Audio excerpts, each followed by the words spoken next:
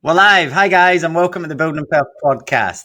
I'm extremely excited to introduce, we have Johnny from WestGen Finance, who is my mortgage broker and a lot of my clients' mortgage brokers. Welcome, property investors. This is the Building and Perth podcast. If you're a property investor or you're curious about investing in property in Western Australia, this is the podcast for you. The reason for that is we're not going to hold back. We're not going to sugarcoat things. We're certainly not going to bullshit you.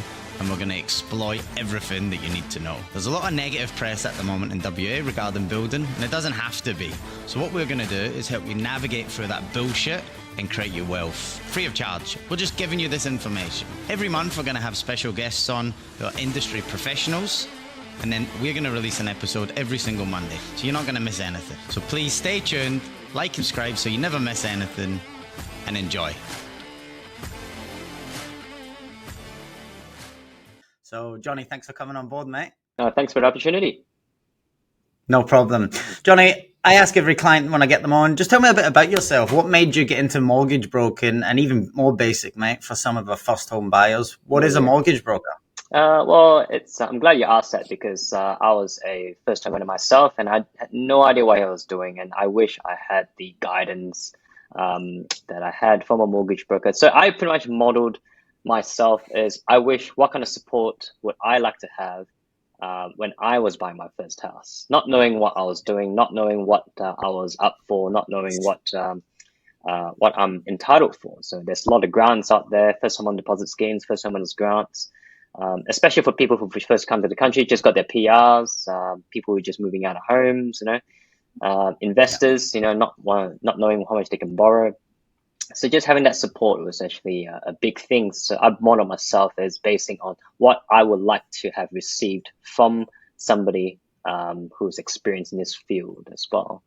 So I've been doing this for 12 years, and I've just finally gone on my own because I've got a decent client base now. I managed to split from my last company into my own business at the moment. So it's been a lot of freedom, and one of the big things the reason why I did that is because my daughter was just born, and I looked at her in the eyes and said, "Look, I want to own my own business. I want you to grow up knowing that your dad owned it all." So yeah, that's in a nutshell how WestGen was actually born. Yeah. That's brilliant, man. That's brilliant. I think there's so much power. Like, that's pretty much the reason I work for myself as well. It's not a financial benefit that I strive for. It's the availability and the time to, pick up the kids off, and I need a day off or whatever, and you don't have to ask anyone for permission. That's brilliant. It's really good. So how old's your daughter, mate? She's coming out 9.5 months now. And being able to work closely with her as well, it's you don't get that time back. She's only 1, 2, 3, 4, 5, 6, 7, 8, 9 months once. You're never going to get that time back. And I see YouTube videos all the time, all these very high-powered people, and they talk about their children sometimes in their deathbed and say, "Wow, I missed out a lot." I don't want to be on my deathbed saying, "Oh, I missed out on that." I want to be there. No. So yeah. So yeah, look, like what it's like being a dad. Yeah. It's good fun, mate. It's good fun. It's very good fun. Yeah, I realized. I was going to say, I'm not going to lie. I've actually got Archie in my boardroom just now. My youngest kid, who's 4. He's actually out there just now today, so he's in work with me today. So it's brilliant. Nice. It's brilliant. Absolutely. Yeah. One thing I noticed as well is like a happy kid. You can't ask for more from a happy kid, but I realized because a little girl was sick on the weekend, it is horrible. Yeah, I know. Oh, but at least you're mobile enough that you can be there and support her, right? So, 100%. Yeah, good being there. Yeah, that's the big thing, man. So mortgage broking, like how what qualifications do you need for that? Do you have to go to uni, or what's the goal? How do you become a mortgage broker? Because a lot of people come to me for house and land packages and assume I'm a mortgage broker, and there's a lot more to it. So what do you have to do? You don't need a uni degree. Usually it's just a Cert 3 and diploma. But being a mortgage broker, the real certifications you really need to have is people skills, being genuine, guiding them. That is the real certification, and there's no school who can teach you that. I've known people who've wanted to come in the industry, and I can see dollar signs in their eyes. And you just know they're not going to be there for that long, because you don't make much money in the first few years because you're just generating your network and everything like that. And because the society would treat you exactly how you treat them. And if you are all about the dollars and you don't pick up your phone when your clients really need you, and you get found out very quickly, So though it's not particularly hard to be a mortgage broker to get certifications, but to become one long term, it's like society, your clients would judge you, and without your clients, you're nothing. You're nothing. Yeah, 100%, 100%. Johnny, what would be the benefit then for a client or a first home builder or buyer? Sorry, just now. There's a few clients that I'm dealing with at the moment, and they're going to go and speak to the bank themselves. And I say, why not engage a mortgage broker? Oh, because I've banked with this bank for 9-10 years, so I've got a good relationship. I don't try and push them. I respect them and listen to what they want. But what would be the main benefits of not going to the bank directly and coming and working with WestGen Finance? Yeah, it's just this convenience that we give our clients, because whether they have the time to go to the bank and make that appointment to go there and sit down and say, the bank will only give you what their policies are, So let's say you're banking with ANZ, Combank, you make an appointment with them. So every bank has their policies, whether it suits your circumstances or not. So let's say, for example, you're self-employed, you've only been doing it for just under 2 years or whatnot. And then your bank actually doesn't offer that, and they said, no, you can't do the deal, you have to wait a little bit longer. Whereas we actually have lenders who actually can take those applications, subject to your, proper financials and stuff. So if you speak to an experienced broker, we can pretty much come up with the solutions bang on the spot. And it's the assurance that you need to give the client is that, yep, this is going to be okay. Don't need to wait for your bank to get back to you. Most of them just work up to 9 to 5, but a client needs to speak to me on the weekend, speak to me after hours, like 6-7 o'clock at night, and because that's the only time they can talk to a broker, then that's fine. That's what we're here for. Doing this for 12 years, right. It's not. It's like second nature now. You want to message me or call me at 5-6 o'clock at night, it's not a problem. It's a quick phone call. If you need that support, we'll give it to you. And that's good. Yeah, that's good. Because your local bank may not have the best rates. But we don't really sell by the cheapest. We usually find the bank that would take your application in first. Then we look at the best product and rates. Because no point going for the product with the best rates if the bank's not going to take you. So that defeats the purpose. We usually go the other way around instead. Yeah. You're just wasting your time then, aren't you? Yeah, pretty much. Yeah, pretty much. So the idea is we try to save your time. Yeah, for sure. And to be honest, the paperwork side of it is a no-brainer for me. I wouldn't look anywhere else. 100%. Yeah. Johnny, you mentioned before that obviously there's government grants and stuff like this available, especially for people that are building. So do you do that as well, or does the client have to do that? How does that process work? We do that as well. So we would take the application form, we'll go with the client and say, look, fill it up, just make sure information is correct. And then we get him to sign it, and we get some of the forms they need to get witnessed by a JP, doctor, something like that. So usually we just tell them, look, come with me, or you can, scan this and print this off and get it signed by a pharmacist or something, and scan it back to us, and that's fine, So it's we take all the hard work out for you, pretty much.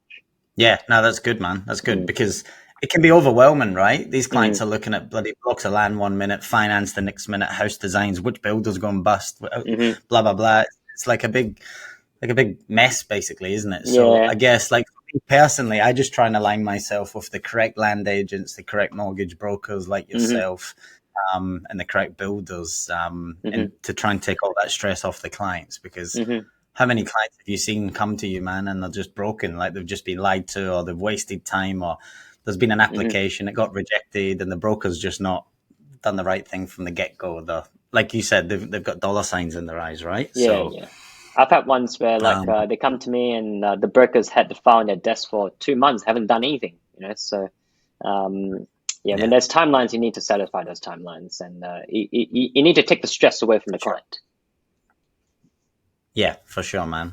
So how much do you cost the client? How much is it for a client to come and book in and see you? Yeah, we don't charge anything because we get a third-party commission from the bank, and the client doesn't actually contribute to those commissions per se, because they're still making normal repayments, and none of the repayments actually directly come equal to our commissions. So we get paid a introducer fee from the lender, and there's nothing in the paperwork that actually says they contribute to that. It's because if you think about it, the bank actually pays an introducer fee because they wouldn't have got that deal otherwise. So rather than pay somebody a full-time salary, they rather pay us an introducer fee to introduce a client to the bank, because they'll make their profits from the interest payments anyway. So yeah, that's how we get remunerated.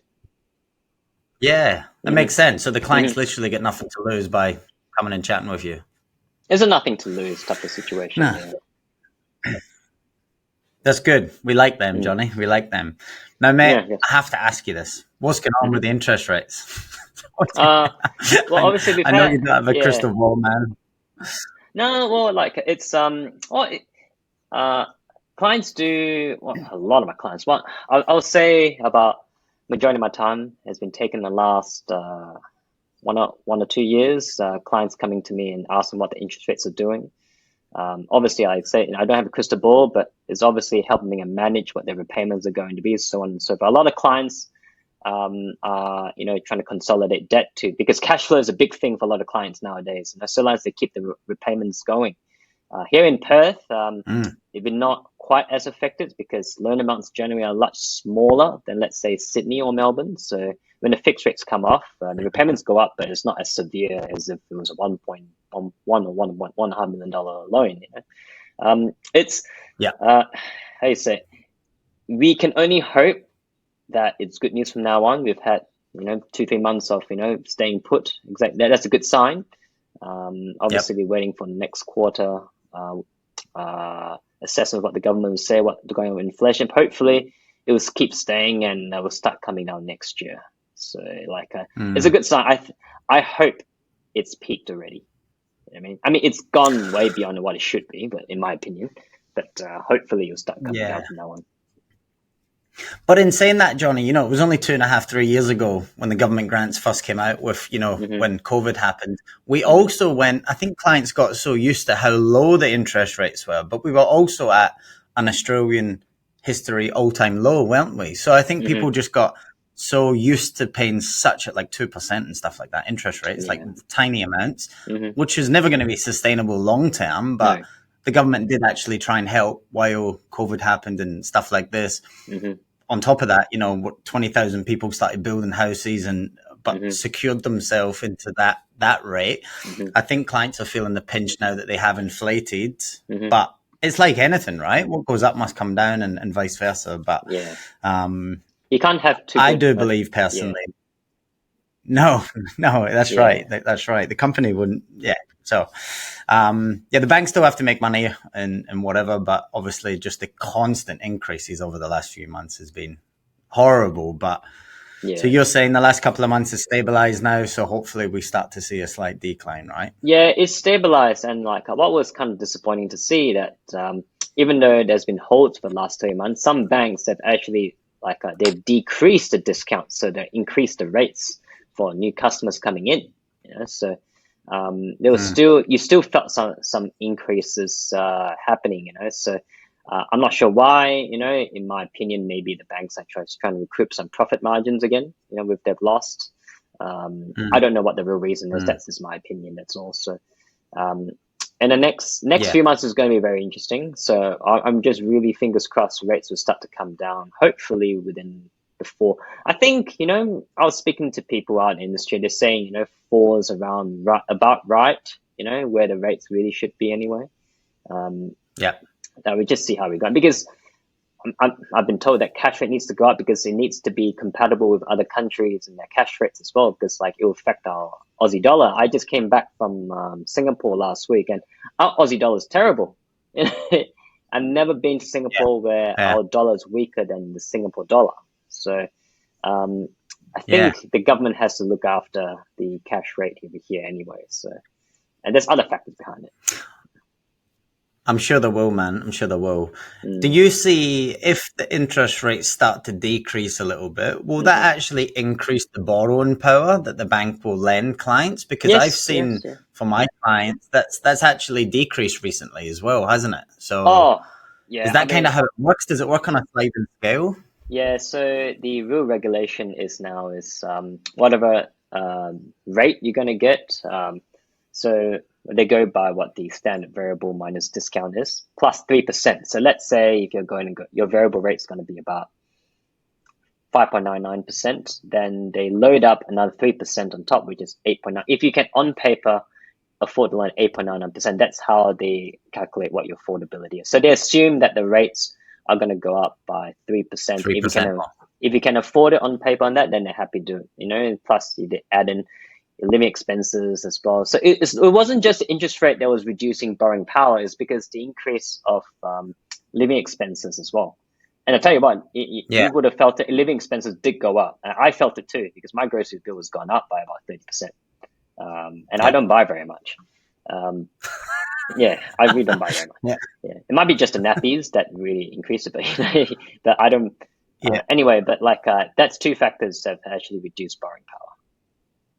Yeah, right. Okay. Well, I never knew that, man. All the years I've been in this industry, I never knew there was a 3% margin put on top. But that makes complete sense, right? That's them covering a little bit. There's been this new thing, but it doesn't affect people buying their houses. So there's this thing if you're struggling with your new going to be interest rate after you follow the fixed rate, that some banks are offering a 1% buffer.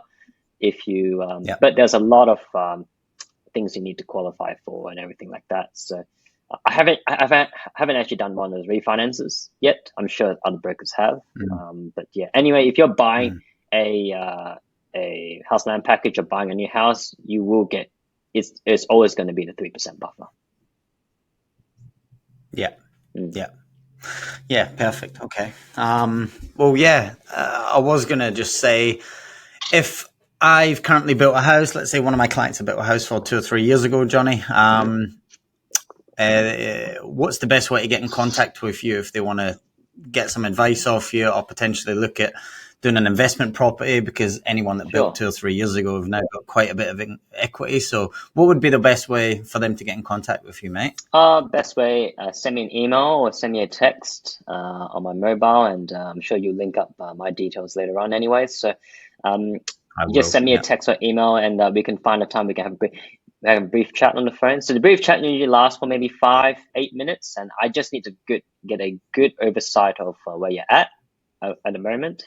And then I'll usually send you our finance vault, which you can upload safely your personal information like pay slips and stuff like that. And we get you to sign our credit guide and credit check authority via DocuSign. So once we've done all the credit checks, and I checked your pay slips and verified that your income is all good and your deposits all good. And might need to take a bit longer for me to do some research. You might have some equity in your house that you want to extract to buy an investment property, or you're not sure how it works. A lot of people, recently I've had one client in Sydney at a house he bought for $850 about 4 years ago. Obviously would have went up in price now. It's quite close to $1 million.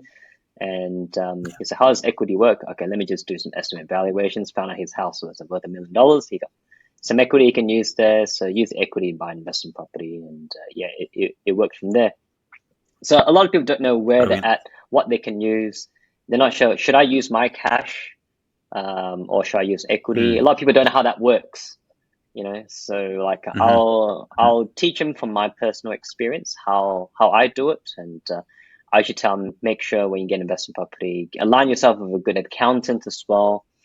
Because that's going to be very important, because you can say, oh, this is great tax deduction, so on and so forth, but if you actually don't sit with your accountant and understand it, it defeats the purpose. So I teach them all these things based on my personal experiences.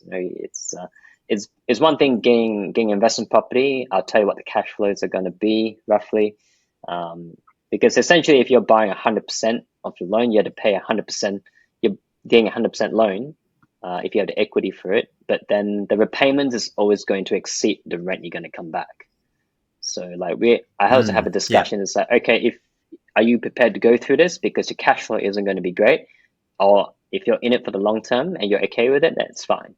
So at least you're not going to get like a big surprise later when the mortgage starts. So I'm pretty black and white with people and how things work. So at least I preempt them, getting them to know what they're going to get into. Yeah.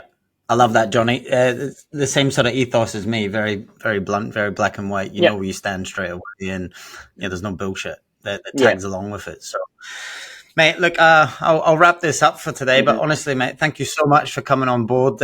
You've gave our listeners lots and lots of information. No, thank you for the opportunity. Yeah. Anything else you want to say, man? No problem, man. No problem. So. Yeah. Well, all I can say is like, a lot of people out there who want to buy investment properties, like, yes, if you want to have a chat how it works, please let me know. I'll let you know whether it's, I'll give you the information, and then you need to decide whether it's going to work for you. Some people say yes, some people say no. You're a first time owner. You need that guidance, how to get into your first home. I was there as well. I built my first house, so I know what it's like. Had no idea what I was doing, but like, I didn't have anybody on the side to kind of like hold my hand in that process. That would have been nice, So anyway, look, for sure. Yeah, feel free to get in touch. They've got my hand and your hand, man. Oh yeah, you got two hands now. Johnny, I'll put your details in, man. Just hang on the line for me, right? When I end this podcast. Guys, I'll put Johnny's details in the caption. Thanks for coming, Johnny. And make sure you like, subscribe, and stay tuned for next time. Cheers.